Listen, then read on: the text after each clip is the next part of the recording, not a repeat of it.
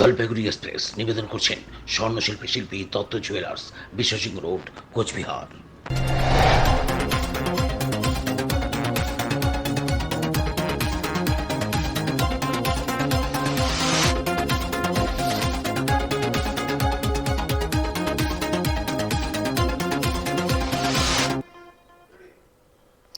নমস্কার, ডিজিটাল বাংলা জলপাইগুড়ি এক্সপ্রেসে আপনাদের সকলকে স্বাগত। আপনাদের সাথে আমি গার্গী। দেখে নেব জলপাইগুড়ির কিছু গুরুত্বপূর্ণ খবর। বাড়িতে ঢুকে ঘরের বেড়া ভেঙে ধান সাবার করলো হাতি, পাশাপাশি সুরে করে ধান বোঝাই বস্তা তুলে নিয়ে গেল হাতিটি। ডুয়ার্সের মেটেলি ব্লকের উত্তর ধূপঝোড়া অঞ্চল পাড়া এলাকার ঘটনায় ওই এলাকায় আতঙ্কের পরিবেশ তৈরি হয়েছে। এর আগেও ওই এলাকায় এক ব্যক্তির হাতির হানায় মৃত্যুর ঘটনা ঘটেছিল। হাতিটি প্রায় 7 মণ ধান সাবার করেছে বলে জানা যায়। খবর পেয়ে রাতেই খুনিয়া স্কোয়াডের বনকর্মীরা এসে হাতিটিকে ফের ওই এলাকা থেকে জঙ্গলে পাঠায়। সোমবার রাত তখন 12:30, বাড়ির সকলেই গভীর নিদ্রায় মগ্ন। হাতিটি উত্তর ধূপঝোড়া অঞ্চল পাড়ায় এসে নমিতা রায়ের টিনের বেড়া ভেঙে মজুদ ধানের বস্তা তুলে নিয়ে যায়। শব্দে বাড়ির লোকজন টের পেয়ে ঘর থেকে পালিয়ে প্রাণে বাঁচে। এরপর খবর পেয়ে এলাকায় আসে খুনিয়া স্কোয়াডের বনকর্মীরা। হাতিটি প্রায় আধ ঘন্টা ধরে ঘর থেকে সুর দিয়ে ধানের বস্তা বের সাবার করতে থাকে। এলাকায় হাতির হানা রুখতে রাতে বনকর্মীদের টহলদারি সহ এলাকার বাসিন্দাদের হাতির হাত থেকে রক্ষার জন্য সার্চ লাইট প্রদানের দাবি জানান নমিতা রায়। ঘটনার পর ওই এলাকায় হাতির আতঙ্ক তৈরি হয়েছে।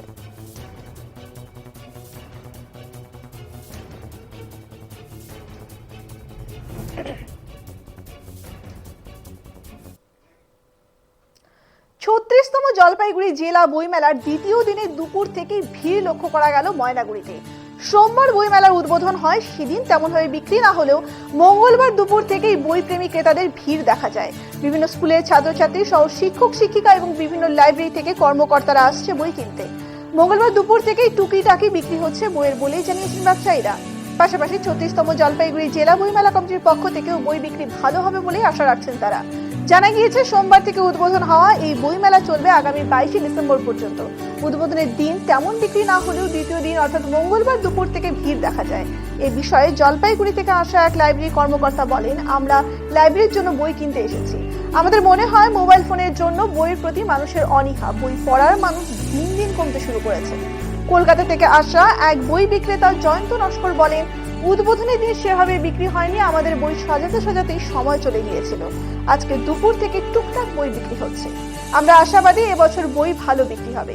এ বিষয়ে ময়নাগুড়ি পৌরসভার ভাইস চেয়ারম্যান মনোজ রায় বলেন, আমরা খুবই আশাবাদী, এই বই মেলায় মানুষ যেভাবে সাড়া দিচ্ছেন এতে আমরা আনন্দিত।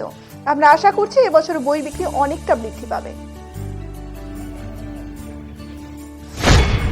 আমার নাম জয়ন্ত নস্কর। বলো, আপনারা কোথেকে এসছেন? আমরা এসেছি কলকাতা থেকে, মানে ময়নাগুড়ি বই মেলা এসছেন তো? তো কালকে তো আপনাদের দোকান ওপেনিং হয়ে গেছে, তো মানে বিক্রি কিরকম আছে বইয়ের? বিক্রি তো প্রথম দিন তো ওই জন্য একটু আমাদের তো গোছাতে গোছাতে সময় চলে গেছে। তো আজকের থেকেই সেলটা হবে আমরা আশা করে আছি। বিক্রি হচ্ছে কি সকাল থেকে? হ্যাঁ, বিক্রি হচ্ছে।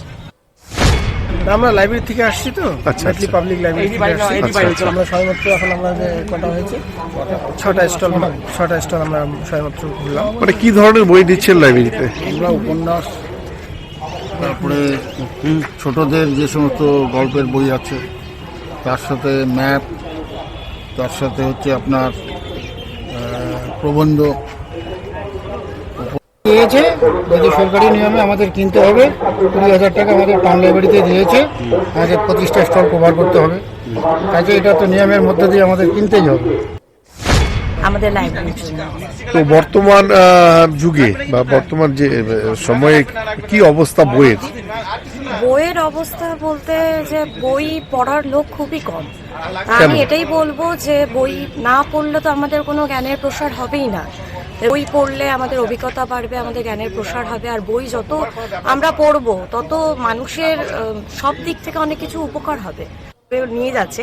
কিন্তু আমি এটা বলবো না যে আমাদের মানে আমাদের যে মোবাইল আছে সেটা যে আমাদের খুব খারাপ, সেটা না, সেটার ভালো দিকও আছে। সেটার দ্বারাও আমরা অনেক পড়াশোনা করতে পারি। কিন্তু বইয়ের মাধ্যম তো ছোটবেলার থেকে আমরা বর্ণপরিচয়ের মাধ্যম থেকে পড়াশোনা শিখি, তা বইটা পড়ার দরকার আছে।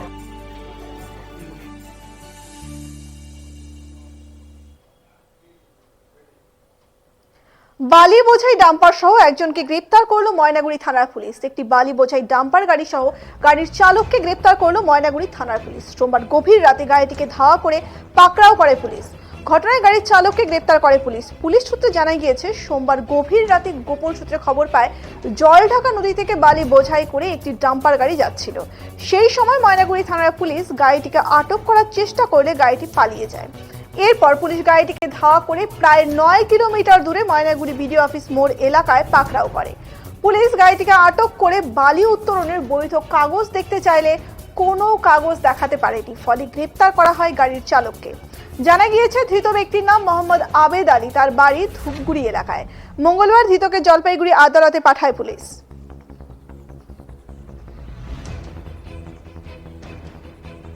দু 2011 সাল থেকে 2014 পর্যন্ত যারা যে সমস্ত চা শ্রমিক অবসর নিয়েছেন তারা পিএফ এর টাকা পাচ্ছেন না। রিজিওনাল পিএফ কমিশনার 2 এর সমস্যা সমাধানের জন্য 1 মাস সময় চেয়েছেন। এই সময়ের মধ্যে কাজ না হলে তখন আর প্রতিনিধিমূল হবে না। সমস্ত চা শ্রমিকদের নিয়ে এসে পিএফ দপ্তরের সামনে লাগাতার অবস্থান চলবে। চা শ্রমিকদের পিএফ সংক্রান্ত বিষয় নিয়ে মঙ্গলবার জলপাইগুড়িতে রিজিওনাল পিএফ কমিশনার 2 এর সাথে দেখা করতে এসে এমনই হুমকি দিলেন আলিপুরদুয়ার কোচবিহার চা বাগান মজদুর ইউনিয়নের সাধারণ সম্পাদক বিদ্যুৎ গুণ। এদিন আলিপুরদুয়ার কোচবিহার একাধিক চা বাগানের শ্রমিকদের নিয়ে এদিন পিএফ দপ্তরে এসে আধিকারিকের সাথে দেখা করার পাশাপাশি স্মারকলিপিও দেওয়া হয়। CI2 অন্তর্ভুক্ত SCWE মানে আলিপুরদুয়ার কোচবিহার চা বাগান মজদুর ইউনিয়ন, তার জেনারেল সেক্রেটারি। আজকে এখানে কয়েকটা বাগানের সমস্যা নিয়ে আমরা আসছিলাম। সেখানে একটা হচ্ছে রহিমাবাদ বাগানে, সেখানে ওই 2011, 12, 13, 14 এই সময়ের যারা রিটায়ার করেছে তারা পিএফের টাকা পায়নি। সেই টাকাটা নাকি এখানে জমা দিয়েছে। আজকে ওনারা খুঁজে বের করলো যে হ্যাঁ টাকা জমা হয়েছে, কিন্তু ইসিআরটা দেয়নি। ইসিআর না দেওয়াতে ওদের অ্যাকাউন্টে টাকা যাচ্ছে না। চিঠি ওনারা করেছেন, কপি আমাদের দিলেন। এখন আমরা ম্যানেজারকে প্রেশার করবো। আমি তো 2008 में हम 13-14 4 बছর का मालिक। आज यहाँ पर किस लिए आए थे? आज इसलिए आया यहाँ पर रिटायर पर्सन जो है 11, 12, 13, 14 ये 4 बছর का मालिक का मैंने बदला बदली में 4 बছর का पीएफ तो जमा नहीं था। बहुत कोई रिटायर वाला मर गया, मरेगा ही, मरना ही है। बहुत कोई लाचार अवस्था में 4 बছর का पीएफ अगर पा जाता है आदमी, कुछ एक तो सहारा होगा। आदमी यही सोचता है। ये लेके 3 बार हुआ। आज आशा है जो साहब बोला है 1 महीना का अंदर हम इसको फैसला कर दें। यूनियन वाले रहीमाबाद टी स्टेट के रिगार्डिंग बात करने के लिए, तो रहीमाबाद टी स्टेट में 11 से 2014 तक का पैसा ड्राफ्ट से हम लोगों ने रिकवर कर लिया था, तो उसका रिटर्न नहीं दिए थे, जिसके वजह से उस 3 साल का पैसा रहीमाबाद टी स्टेट में वर्कर्स के खाते में नहीं जा पाया था। तो अभी हम लोगों ने मैनेजमेंट को चिट्ठी लिख दिया है और अपना इंस्पेक्टर भी डिप्यूट कर दिया है। उस चिट्ठी का कॉपी भी हमने इनको दे दिया है कि जल्द से जल्द वो जो ईसीआर सॉफ्ट कॉपी में है वो हमको दे देगा, ताकि हम वर्कर के अकाउंट, इंडिविजुअल अकाउंट में पैसा डाल सके।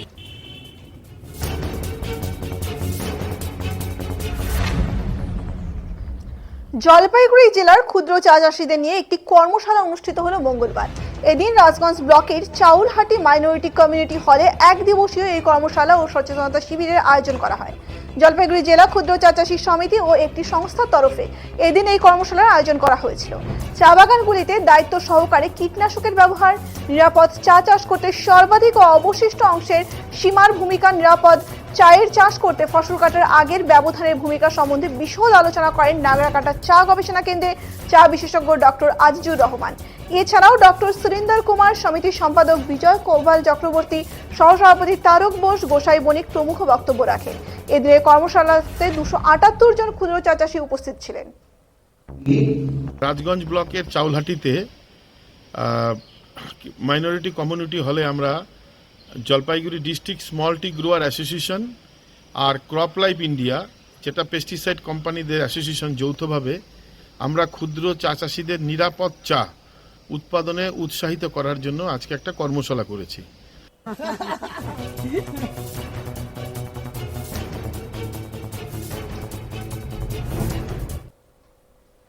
এখনকার মতো এই পর্যন্তই। জলপাইগুড়ি জেলার সমস্ত খবর দেখতে চোখ রাখুন ডিজিটাল বাংলার পর্দায় প্রতিদিন সন্ধ্যে 7টায়।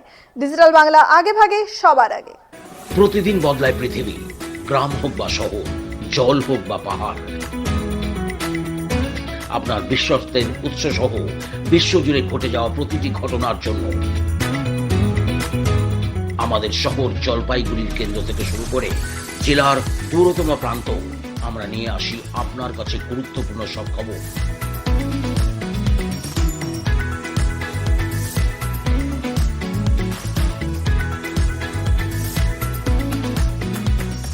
যখনই হোক, যেখানে হোক, আমরা থাকছি আপনার জন্য।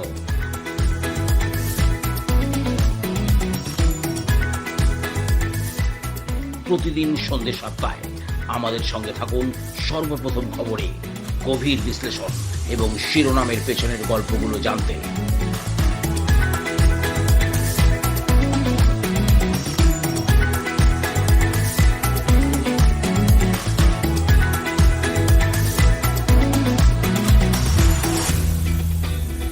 জলপাইগুড়ি এক্সপ্রেস।